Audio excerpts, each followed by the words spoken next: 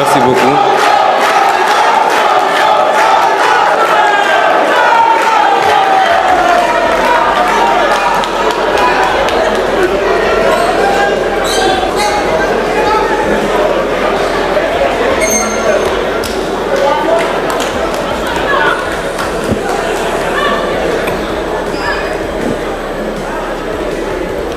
Merci beaucoup. Chers participants, il paraît que le président Donald Trump aime à demander à tous ceux qu'il rencontre s'il méritait qu'on lui décerne le prix Nobel de la paix.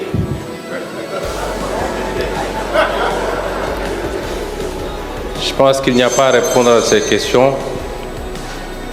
La seule qui veuille d'être posée en termes de réponse est de se demander est-ce que depuis 1 an qu'il est au pouvoir à la tête de la superpuissance que sont les États-Unis, est-ce que le monde est plus sûr?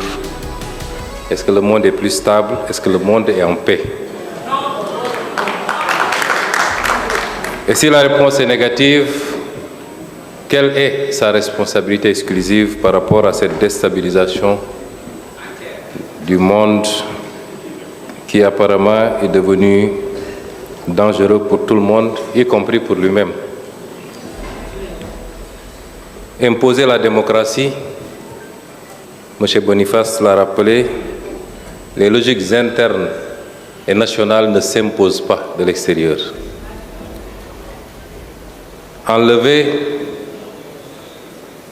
des présidents en fonction, les enlever pour les exfiltrer et les soumettre à votre justice ne relève pas de la démocratie si cela devait s'entendre en termes de droit international. Quelle guerre a été gagnée? Aucune. Aucune guerre n'a été gagnée. Les États-Unis et l'Occident se sont livrés à beaucoup de guerres ces dernières décennies. Ils n'ont pas gagné la guerre du Vietnam. Ils n'ont pas gagné la guerre en Irak, en Afghanistan, en Libye, en Syrie. Ils n'ont pas gagné la guerre même au Somalie, où ils ont été obligés de se retirer, poursuivis par des bandes armées. À part semer le chaos et le désordre derrière eux dans ces pays, aucune de ces guerres n'a été gagnée parce qu'aucun des objectifs n'a été atteint. On ne citera pas ces pays comme des exemples de démocratie sous la conception occidentale s'entend. Quel objectif était assigné pour la guerre en Iran? C'était de remplacer un régime. Cela n'a pas été fait.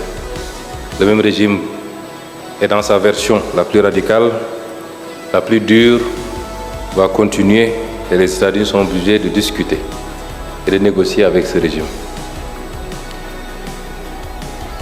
Réduire les capacités balistiques de l'Iran, ça n'a pas été atteint. Imposer à l'Iran de renoncer à tout programme nucléaire, civil comme militaire, n'est pas un objectif atteint. Aucun des objectifs n'a été atteint et pourtant le monde est plongé dans un chaos que rien ne justifie. M. Trump n'est pas un homme de paix, c'est un homme de déstabilisation du monde.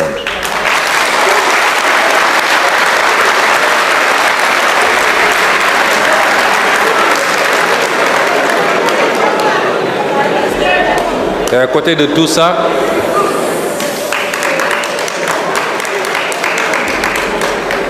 faudrait-il ajouter de regretter le comportement de l'autre frange occidentale, donneur de leçons devant l'Éternel. Dès le début des hostilités, tous les régimes occidentaux ont fait des déclarations pour déplorer la violation du droit international et de l'ordre international. Mais ça se limite à ça.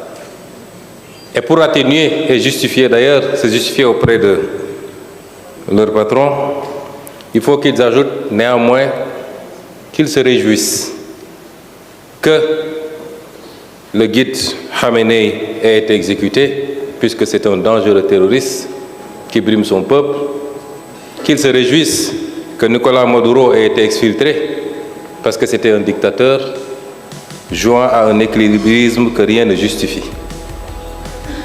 Ce n'est pas à eux d'estimer et de décider pour les autres peuples. Qu'il leur suffise de le faire pour eux-mêmes, ce qui semble être de plus en plus complexe. Déplorer la violation du droit international, mais de l'autre côté mettre à disposition ces bases militaires ne relève pas d'une cohérence politique.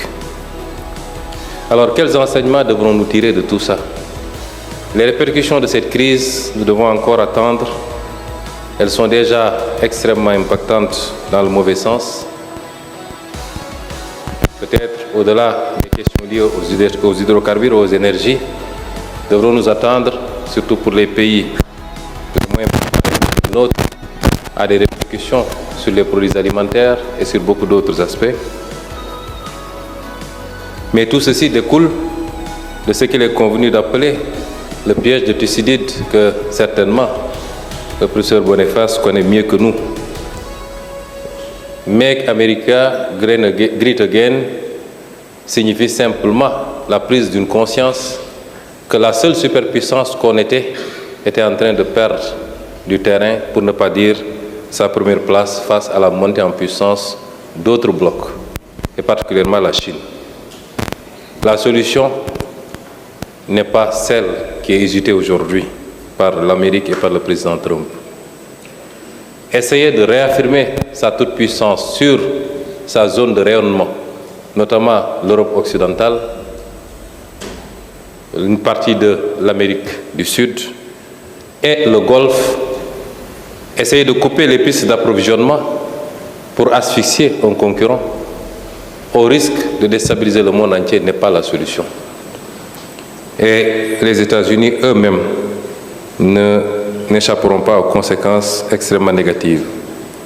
Quelles sont ces conséquences? Va-t-on assister à un réarmement de beaucoup de pays asiatiques qui, avec ce qui s'est passé, prennent conscience des limites de la protection américaine?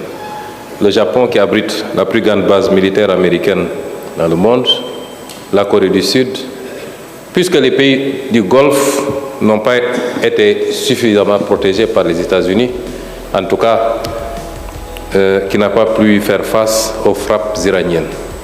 Est-ce que des pays qui ont les capacités de se réarmer, y compris sur le plan nucléaire, vont continuer à confier leur sécurité ou une partie de leur sécurité aux États-Unis d'Amérique face à la montée en puissance de la Chine? C'est une question auxquelles peut-être les chercheurs répondront, ou l'histoire à venir. Va-t-on assister à la fin du pétrodollar, qui est le système qui a été assis au lendemain de la Deuxième Guerre mondiale, sur la base d'exploitation des énormes ressources pétrogazières des monarchies du Golfe, mais avec des investissements extrêmement importants et une solidification du dollar comme monnaie d'échange internationale? L'histoire nous l'apprendra très bientôt. Ce que je veux dire par là, c'est que M. Trump a exactement le contraire de ce qu'il cherchait en déclenchant cette guerre. Quelles conséquences ou quels enseignements pour nous, Africains? L'Iran vient de nous démontrer. Je ne suis pas là pour juger en bien ou en mal le régime iranien. Mais l'Iran nous a démontré que lorsqu'un peuple croit en lui-même, croit à ses capacités, lorsqu'il est convaincu d'être une civilisation forte, ancrée sur des valeurs endogènes, eh bien, ce peuple peut résister à tout. Et l'Iran vient de nous le démontrer.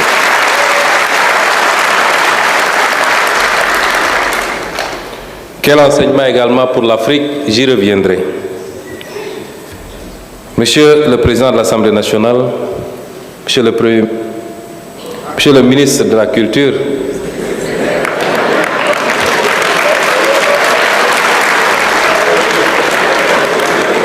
certainement, il est pressenti pour être le prochain Premier ministre.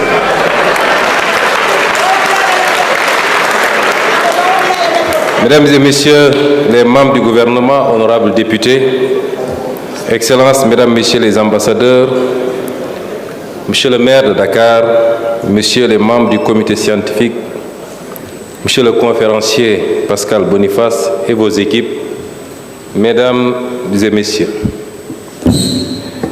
permettez-moi avant toute chose d'adresser mes sincères remerciements